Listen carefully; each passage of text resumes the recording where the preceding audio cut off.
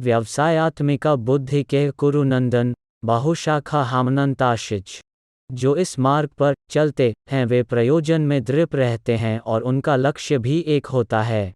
हे कुरुनंदन, जो दृढ़ प्रतिज्ञा नहीं है उनकी बुद्धि अनेक शाखाओं में विभक्त रहती है।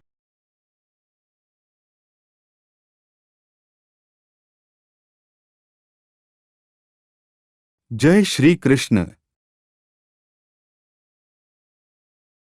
यह दृढ़ श्रद्धा की कृष्ण भावनामृत द्वारा मनुष्य जीवन की सर्वोच्च सिद्धि प्राप्त कर सकेगा, व्यवसायात्मिका की बुद्धि कहलाती है।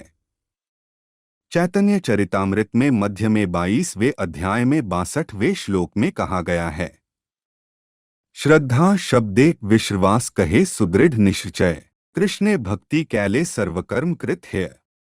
श्रद्धा का अर्थ है किसी अलौकिक वस्तुओं में अटूट विश्वास।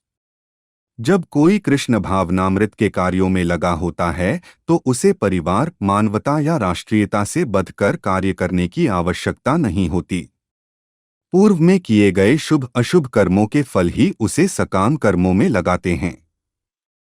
जब कोई कृष्ण भावनामृत में संलग्न हो तो उसे अपने कार्यों के शुभ फल के लिए प्रयत्नशील नहीं रहना चाहिए। जब कोई कृष्ण भावनामृत में लीन होता है तो उसके सारे कार्य आध्यात्मिक धरातल पर होते हैं, क्योंकि उनमें अच्छे तथा बुरे का द्वैत नहीं कर रहा जाता। कृष्ण भावनामृत की सर्वोच्च सिद्धि देहात्म बुद्धि का त्याग है। कृष्ण भावनामृत की प्रगति के साथ क्रमशः यह अवस्था स्वतः प्राप्त हो जाती है। कृष्ण भावना भावित व्यक्ति का दृढ़ निश्चय ज्ञान पर आधारित है। वासुदेवः सर्वम इतिस महात्मा सुदुर्लभ। कृष्ण भावना भावित व्यक्ति अत्यंत दुर्लभ जीव है जो भली भांति जानता है कि वासुदेव या कृष्णा समस्त प्रकट कारणों के मूल कारण है। जिस प्रकार वृक्ष की जड़ सींचने पर स्वतः ही पत्तियों तथा टहनियों में जल पहुंच जाता है, उसी प्रकार कृष्ण भावना भावित होने पर मनुष्य प्रत्येक प्राणी की अर्थात अपनी, परिवार की, समाज की, मानवता की सर्वोच्च सेवा कर सकता है। यदि मनुष्य के कर्मों से कृष्ण प्रसन्न हो जाए तो प्रत्येक व्यक्ति संतुष्ट होगा।